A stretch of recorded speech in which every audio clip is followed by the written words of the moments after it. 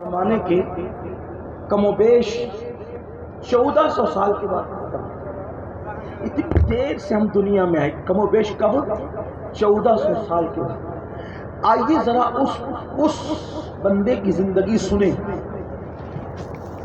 جس نے رسول اللہ کے دور میں جنم لیا تھا، جو حضور کے دور میں پیدا ہوا تھا۔ ایک دن کا واقعہ ہے کہ اللہ کے رسول علیہ السلام مسجد نبوی میں تشریف فرما ہے، بیٹھے ہوئے ہیں، اور ایسے میں ایک جوان آتا ہے، دیہاتی جوان روتے ہوئے۔ اللہ کے حبیب علیہ السلام کی یہ شان تھی کہ حضور علیہ السلام کسی کی آنکھ میں آنسو نہیں دیکھ سکتے۔ جب میرے آقا کسی کو روتا ہوا دیکھتے تو تڑپ جاتے، آقا کسی کو روتا ہوا دیکھتے تو بے چین ہو جاتے تھے۔ ایک دیہاتی کے آنکھ میں رسول اللہ نے آنسو دیکھے، اور آنسو دیکھ کر کے اس سے پوچھا، اے جوان تو کیوں رو رہا ہے؟ تیرے رونے کی وجہ کیا ہے؟ وہ جوان کہتا ہے، آقا میرے ماں باپ آپ پہ قربان، میرے باپ کا آج انتقال ہو گیا، میرا باپ مر گیا ہے آقا، اور دیہات ہونے کی وجہ سے، دیہات میں رہنے کی وجہ سے میرے باپ کو کوئی غسل دینے والا نہیں ملتا، میرے باپ کو کوئی کفن پہنانے والا نہیں ملتا۔ اللہ کے رسول علیہ السلام سے اس نے عرض کی، آقا نہ میرے باپ کو کوئی غسل دیتا ہے نہ کوئی کفن پہناتا ہے، یا رسول اللہ اس لیے میں رو رہا ہوں۔ میرے کریم آقا نے کرم فرمایا اور اس جوان سے کہا، ایک کام کر، ابو بکر و عمر کو ساتھ لے جا۔ سیدنا صدیق اکبر اور فاروق اعظم کو حکم دیا، تم دونوں جاؤ اور جا کر اس کے باپ کو غسل دو، کفن پہناؤ، اور ساری وہ رسومات جو آخری رسومات ہوتی ہے اسلام کے اعتبار سے اس کی ادا کرو۔ صدیق اکبر اور فاروق اعظم جیسی ہستیاں اس کو غسل دینے اور کفن پہنانے کے لیے تشریف لے گئی۔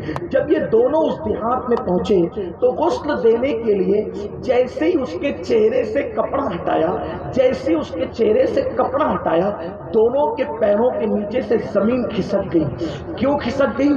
کیونکہ جب انہوں نے کپڑا ہٹایا تو کیا دیکھا کہ وہ مرنے والا جو مرا تھا اس کا چہرہ کالے سور کی طرح ہو گیا تھا، اس کا چہرہ کالے خنزیر کی طرح ہو گیا تھا۔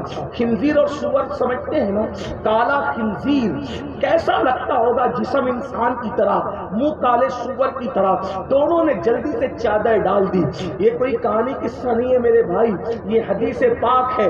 علامہ عثمان ابن حسن نے اپنی کتاب میں اس حدیث کو لکھا ہے۔ اللہ اللہ، میں کوئی کہانی قصے کا جو ہے وہ معاذ اللہ روادار نہیں، میں آپ کے سامنے اس وقت روایت پیش کر رہا ہوں۔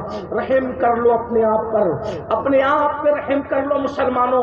اللہ نے یہ زندگی عیش کے لیے نہیں، آرام کے لیے نہیں، پاپ کے لیے نہیں، جرائم کے لیے نہیں، زبانی جمع خرچ کے لیے نہیں دی۔ اللہ نے زمین پہ ہمیں بھیجا۔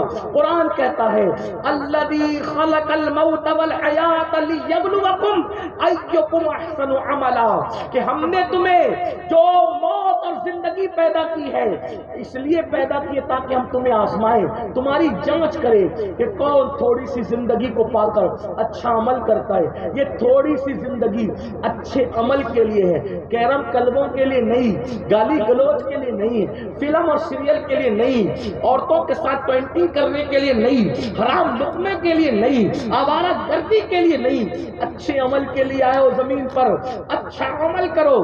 صدیق و فاروق نے جب اس شخص کا منہ کالے سور اور خنزیر کی طرح دیکھا، جلدی سے چادر ڈال دی، دونوں رو پڑے، کیونکہ ان لوگوں کے دلوں میں اللہ کا خوف تھا۔ آج عذاب کی باتیں سن کر لوگ مسکراتے ہیں، لوگ ہنستے ہیں، سب کا اپنا اپنا ذوق ہے، لیکن وہ لوگ جو سچے رسول کو سچا مانتے تھے، ان کی تعلیم کو سچا مانتے تھے، ان کی آنکھوں میں عذاب کی آیتیں سن کر، عذاب کا ذکر سن کر آنسو آتے تھے، ان کو اپنی آخرت یاد آتی تھی۔ اللہ اکبر۔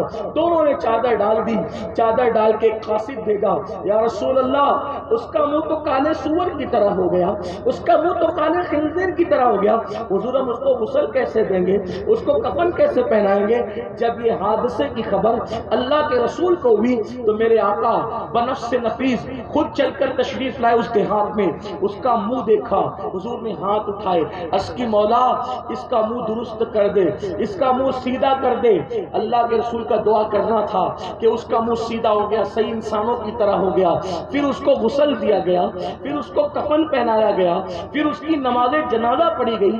نماز جنازہ کے بعد کسی نے دھیرے سے کہا ارے پہلے تو اس کا منہ سور کی طرح ہو گیا تھا، دفن کرنے سے پہلے ذرا چیک تو کر لو، ذرا دیکھ تو لو کہ ابھی کیسا ہے اس کا منہ، کیونکہ رسول اللہ کی دعا سے تو ٹھیک ہو گیا تھا، اب اس کا منہ کیسا ہے نماز جنازہ کے بعد۔ اب کفن ہٹایا گیا، جب دیکھا گیا تو کیا دیکھتے ہیں کہ اس کا منہ پہلے کی طرح پھر کالے سور کی طرح، کالے خنزیر کی طرح پھر ہو گیا۔ صحابہ رو پڑے، اللہ کے رسول بھی رو پڑے، کیونکہ کسی کا منہ جنازے میں بگڑ جائے کتنے افسوس کی بات ہے نا۔ اللہ اکبر، بیماری کی وجہ سے کسی کے منہ پہ سیاہی آ جاتی ہے تو گھر والے شرمندہ ہو جاتے ہیں، ہائے ہائے ہائے۔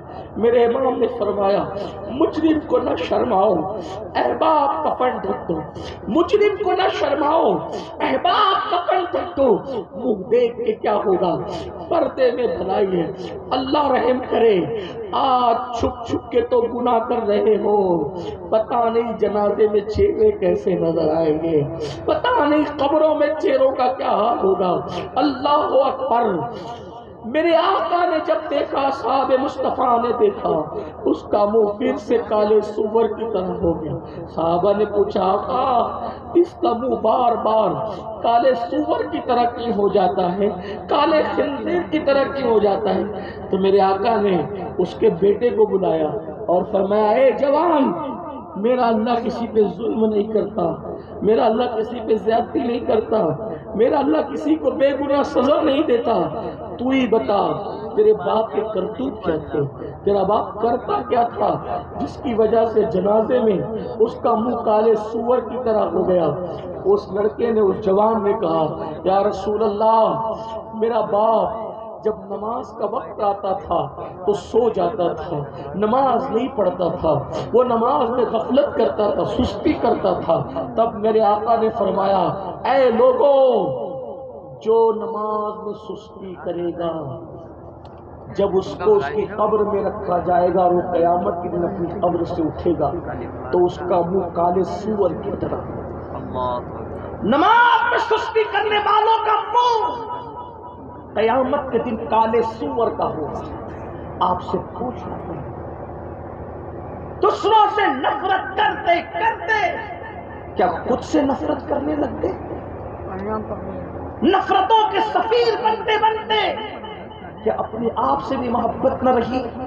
جب اللہ کے رسول کے کہنے پہ اللہ کو ایک مانا، جب اللہ کے رسول کے کہنے پہ قرآن کو اللہ کی کتاب مانا، جب اللہ کے رسول کے کہنے پہ اسلام کو سچا دین مانا، تو حضور ہی کہہ رہے ہیں کہ جو نماز میں سستی کرے گا جب وہ قیامت کے دن اٹھے گا تو اس کا منہ کالے سور کی طرح، کالے خنزیر کی طرح ہوگا۔ آپ سے پوچھتا ہوں، چہرے پہ پھنسی نکل آئے، چہرے پہ پھنسی نکل آئے تو آپ کسی محفل میں نہیں جاتے؟ کالج کے لڑکے کالج جانا چھوڑ دیتے ہیں، لوگ دعوتوں میں جانا، میرے منہ پہ پھنسی آ گئی ہے، جب کالے منہ پہ پھنسی لے کر عوام کی محفل میں نہیں جاتے، چہرے پہ پھنسی لے کر عوام کی محفل میں نہیں جاتے، تو اللہ جب بے نمازی پن کی وجہ سے قیامت میں منہ کالے سور کی طرح کر دے گا، وہ منہ لے کر رسول اللہ کے پاس کیسے جاؤ گے؟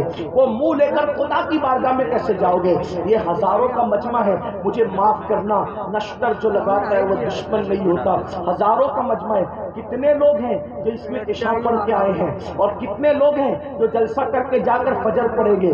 عشاء پڑھے بغیر آئے، مغرب پڑھے بغیر آئے، عصر پڑھے بغیر آئے، ظہر پڑھے بغیر آئے، فجر پڑھے بغیر آئے، اور جب جائیں گے ایسے سوئیں گے کہ فجر کی نماز بھی ترک کر دیں گے۔ آپ مجھے بتائیں میرے بھائی، ہم کس کا برا کر رہے ہیں؟ آج آپ لوگ کہتے ہیں مولانا روزی نہیں چل رہی ہے، بچی کو رشتہ نہیں آ رہا ہے، گھر میں سکون نہیں ہے، گھر میں برکت نہیں ہے، کیوں؟ کیا ہو گیا؟ کسی نے کچھ کر دیا، کسی بیٹی کو رشتہ نہیں آ رہا، کسی نے کچھ کر دیا، روزی نہیں چل رہی ہے، کسی نے کچھ کر دیا، بچہ جب دار ہو گیا، کسی نے کچھ کر دیا، بہو منہ چلا رہی ہے کسی نے کچھ کر دیا، گھر میں سکون نہیں ہے کسی نے کچھ کر دیا۔ میرے بھائی سچ کہوں صرف 2% لوگوں کو کسی نے کچھ کیا، باقی 98% لوگوں نے اپنے آپ ہی کو کچھ کیا۔ اس لیے کہ جب رسول اللہ نے فرما دیا جو نماز چھوڑ دے اس کی روزی سے برکت ختم ہوتی ہے، آپ بتاؤ تو صحیح، جادوگر کے جادو سے برکت گئی کہ تیرے بے نمازی پن کی وجہ سے برکت گئی؟ اللہ کے رسول فرماتے ہیں جو عشاء کی نماز چھوڑ دے اس کی نیند سے سکون چلا جاتا ہے۔ تو جادو کی وجہ سے تیرے نیند سے سکون گئی، تیرے نیند سے سکون چلی گئی، یا پھر جو ہے تیرے نیند سے سکون گیا، یا پھر بے نمازی پن کی وجہ سے سکون گیا؟ آپ کہتے ہیں ہم تو ہمیشہ بیمار رہتے ہیں۔ فرمایا گیا جو عصر کی نماز چھوڑے گا اللہ اس کے جسم سے طاقت چھین لے گا۔ آپ بتاؤ جادو کی وجہ سے جسم کی طاقت گئی یا بے نمازی پن کی وجہ سے گئی؟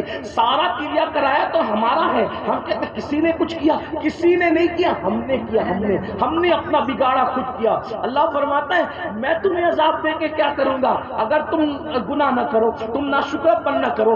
آؤ امام علی مقام کے ذکر کی محفل میں آنے والوں، اگر اچھے دن چاہتے ہو، سکون کے دن چاہتے ہو، اطمینان کے دن چاہتے ہو، روزی میں برکت چاہتے ہو، اللہ کی بارگاہ میں توبہ کر کے پلٹو، ایک سچے مسلمان کی طرح زندگی گزارو، عہد کرو آج کے بعد نماز نہیں چھوٹے گی، عہد کرو حرام لقمہ نہیں کھائیں گے، عہد کرو چہرے سے داڑھی مڑا کر کے کبھی گٹر میں نہیں پھینکوائیں گے، عہد کرو کسی عورت پر کبھی پاپ کی نظر نہیں ڈالیں گے۔ میرے آقا علیہ السلام نے فرمایا کوئی خوبصورت عورت سامنے آ جائے اور بندہ یہ سوچ کر نظریں نیچی کر لے کہ اللہ دیکھ رہا ہے، اسی وقت اللہ اس کے لیے جنت نعیم بے حساب لکھ دیتا ہے، اس کو جنت نعیم کا بے حساب مستحق قرار دیتا ہے۔ سوچو تو صحیح، اور اگر کوئی بندہ کسی عورت پر نظر ڈالے مرتے وقت اس کی زبان پہ کلمہ نہیں آئے گا، آپ اندازہ فرمائیں کہاں ہیں ہم اپنی بگاڑ رہے، گناہ کر کے کسی کو نہ کبھی فائدہ ہوا ہے نہ ہمیں کبھی فائدہ ہو سکتا ہے۔ ایک آخری بات اور بات ختم، اللہ اکبر، توبہ کر لو، پلٹو، واپس آؤ۔ گناہ میں سکون نہیں، جہاں گناہ وہاں فنا، بربادی ہے، تباہی ہے، گناہوں سے تباہی اور بربادی۔ آؤ پلٹ کر آؤ، توبہ کر لو۔ توبہ کا مطلب کیا؟ اپنے اللہ کو منا لو، اپنے اللہ کو راضی کر لو، خدا کی بارگاہ میں معافی مانگ۔ آپ کہیں گے نہیں حضرت ہم تو بہت گنہگار ہیں۔ میں کہتا ہوں ایک بات کہتا ہوں امید کے طور پہ، دیکھو اللہ کروڑوں ماؤں سے زیادہ